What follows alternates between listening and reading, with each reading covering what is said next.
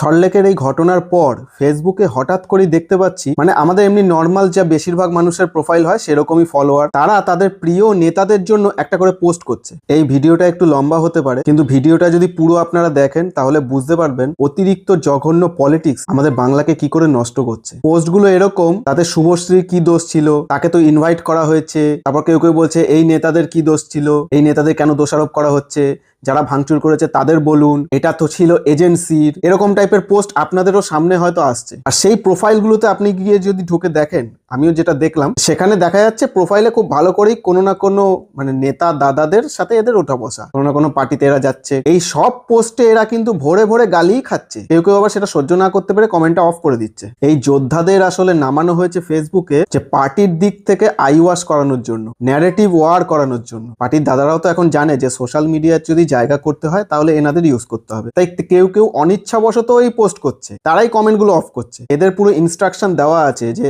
যেভাবেই হোক ন্যারেটিভটাকে যেন ক্লিয়ার রাখা যায়। ঠিক এরকমই কদিন আগে গীতা পাঠে ময়দানে প্যাটিস ঘটনাটা ঘটলো, তখনও গেরুয়া আর্মির থেকে এরকম পাওয়া যাচ্ছিল। সেই গেরুয়া আর্মিরও সব শেলা চামুন্ডেরা উচ্চিংড়ে গুলো এরকম পোস্ট করতে থাকে। মানে তাদের পোস্ট তো নেক্সট লেভেল, তাদের হচ্ছে মুখ খুললেই একদম বিষ বেরোচ্ছে, হিংসার বিষ। সেই বিষ দিয়ে ক্যান্সারের ট্রিটমেন্টও হয়ে যাবে মনে হচ্ছে। এইসব বড় নেতারাও করছে, কিন্তু বড় নেতাদের তো একটা গালি খাওয়ার পরিচিত মুখ হয়ে গেছে। আর এই সল্টলেকের ঘটনার পর কেউ এদের কথা শুনবে না, তাই এই ছোট ছোট উচ্চিংড়েদের কাজে লাগাচ্ছে। তো এদের সবচেয়ে একটা প্রচলিত বাহানা, যেটা আমি ফার্স্টেই বলি, সেটা হলো যে এটা পার্টি বা সরকারের দোষ কি করে হতে পারে, এটা তো একটা এজেন্সি এনেছে। আচ্ছা, এই শতদ্রুরই এজেন্সি বাকি জায়গাতেও কিন্তু অর্গানাইজ করেছে, মুম্বাইতে, দিল্লিতে, হায়দ্রাবাদে। কলকাতার পর শতদ্রু জেলে, তারপরেও তাদের অর্গানাইজাররা সেইখানে ভালোভাবে অর্গানাইজ করে দিল। তাহলে তোমরা বলতে চাও যে 3 জায়গায় ঠিকঠাক সে করেছে আর এক জায়গায় সে তার নিজের ইচ্ছা অনুযায়ী করেনি। ভিডিওতে দেখাই যাচ্ছে তোমাদের নেতা দাদারা কোমর ধরে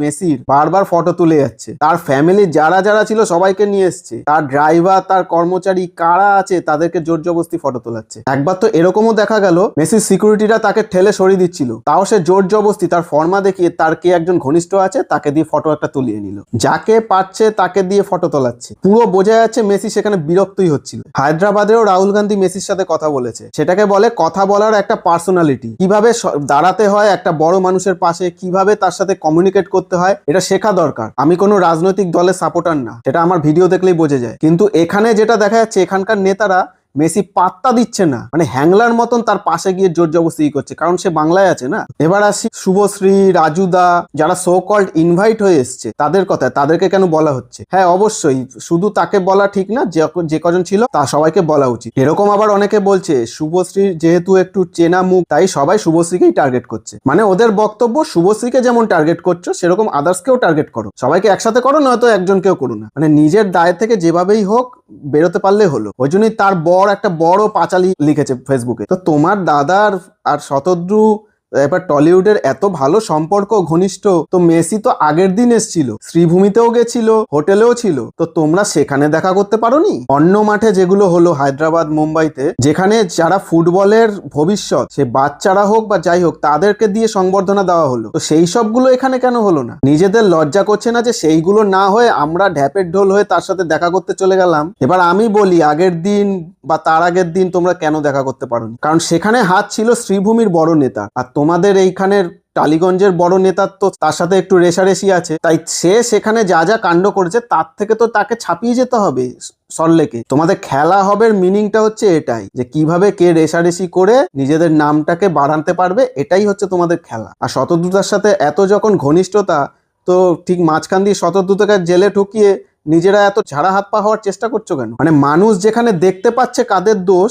সেই নেতাদের দোষী বলছে, তাতে সব মানুষ ভুল, তোমাদের দাদারা শুধু ঠিক। যেই মানুষ জনগণের জন্য নেতা হয়েছে তোমাদের দাদারা, সেই দাদারা তাদের সাথেই যুক্তিতর্কে চলে যায়। জনগণ যেটা ভুল দেখতে পাচ্ছে সেই ভুলটা স্বীকার করে নেওয়ার ক্ষমতা নেই, ক্ষমতা শুধু এটাই যে কি করে অন্যের ঘাড়ে দোষ চাপিয়ে তাকে সরিয়ে দেওয়া। এই যে যাদের হয়ে তোমরা ন্যারেটিভ ওয়ার চালাচ্ছ না, এই ন্যারেটিভ ওয়ারটা আমাদের দেশের বিরুদ্ধেও একটা দেশ খুব চালায়, সেটা হচ্ছে পাকিস্তান। যখন আমাদের দেশ কোনো কিছু স্টেপ নেয় না, তখন ন্যারেটিভ ওয়ারে ইউনাইটেড নেশনে, IMF এ, ইন্টারন্যাশনাল কোর্টে সব জায়গায় যেভাবে ওরা প্রোপাগান্ডা চালায়, x.com যেভাবে প্রোপাগান্ডা চালায়, যেই ন্যারেটিভ ওয়ারের ওদের কাছে আর্মি রয়েছে, সেই ন্যারেটিভ ওয়ারে ওরা জিতেও যায়। তখন তোমাদের খুঁজে পাওয়া যায় না, কারণ তোমরা তো এই বিষয়ে খবরই রাখো না। তোমরা দেশ চালাতে থোড়াই এসছো নাকি? তোমরা এসছো দাদার হয়ে, দাদার সাথে ঝান্ডা ধরে কি করে নিজের একটা চাকরি, কাজ বা পাড়ার কিছু সিন্ডিকেটের কাজ, সেই সব কাজ তোমরা বের করে নিতে পারো। তোমাদের কাছে দেশের আগে হচ্ছে পার্টি। এই কারণেই আসলে এইসব জেনারেল নলেজ থাকলে বা এইসব জ্ঞান বা এইসব শিক্ষা যদি থাকতো, তাহলে পার্টির জন্য এত দৌড়াতেও হতো না। দেশের বা রাজ্যের কি করে ভবিষ্যৎ হবে, সেই ভবিষ্যৎ নিয়ে তোমরা কথা বলতে। তোমরা নিজেরা ভেবে দেখো করছোটা কি। এইভাবে আগামী জেনারেশনের ইউথটাও নষ্ট হচ্ছে। এইবার আমাদের জনগণের একটা জিনিস ভাবা উচিত, তাহলে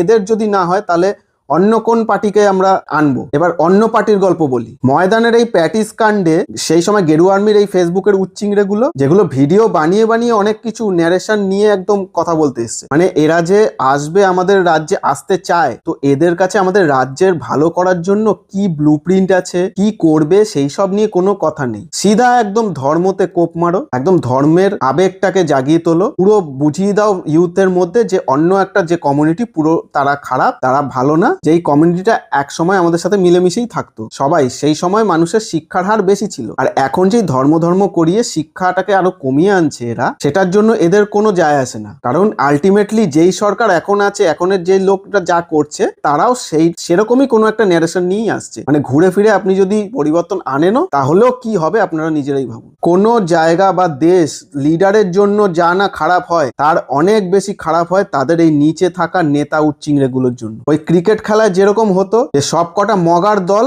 একখানা ভাগ্য করে এক টিমে একটা ভালো প্লেয়ার পেয়ে গেছে, ব্যাস সেই প্লেয়ারটার জন্য পুরো টিমটাকে, তাদের কি গর্ব কি, সেরকমই এরা ভাবছে। নরেন্দ্র মোদী নিজেও যখন বাংলায় আসে, তখন কিন্তু এই কথাগুলো বলে যে এখানকার মানুষ, আমি যখন এখানে আসি দেশের ভবিষ্যৎ নিয়ে এইগুলো নিয়ে কথা বলি, কারণ এখানের আমি পোটেনশিয়ালটা জানি, এখানকার মানুষ যথেষ্ট ইন্টেলেকচুয়াল। কিন্তু এর নিচে যেগুলো আছে সেগুলো তো এখানকারই। আর বাংলায় কিভাবে নেতা মানুষ হয়ে ওঠে সেটা তো সবাই জানে। প্যাটিসের ঘটনা তো দেখে এটাই মনে হচ্ছিল যে ন্যায় সবার জন্য সমান, এই কথাটাই পুরো হাস্যকর। আমি তো এটাও বুঝলাম না, ও যদি একটা সাধারণ ছেলে হয়, প্যাটিস ও কিনতে গেছে, কেনার সময় কি জিজ্ঞেস করছে, সে কি বলছে, এই জিনিসটা প্রপার একজন ভিডিওটা রেকর্ড কে করছিল, আর কেনই বা করছিল হঠাৎ প্যাটিস খেতে যাওয়ার ভিডিওটা? এরা গীতা সেদিনকে রিডিং পড়তে গেছে, গীতা পাঠ করে যদি মূল্য বুঝতো না, তাহলে এই দেশটা বদলে যেত। এইসব উচ্চিংড়েগিরি করতেই হতো না, এই মুখ দিয়ে বিষ বেরোতো না, যদি অ্যাকচুয়ালি গীতা পড়ে মানে বুঝতে পারতো। গীতা একটা শিক্ষার গ্রন্থ, ঠিক আছে? সেদিনকে অনেকে স্বইচ্ছায় আমিষ ভোজন করবে না, ঠিক করেছে, গীতা পাঠ করবে, খুব ভালো কথা। কিন্তু যে বেচছে,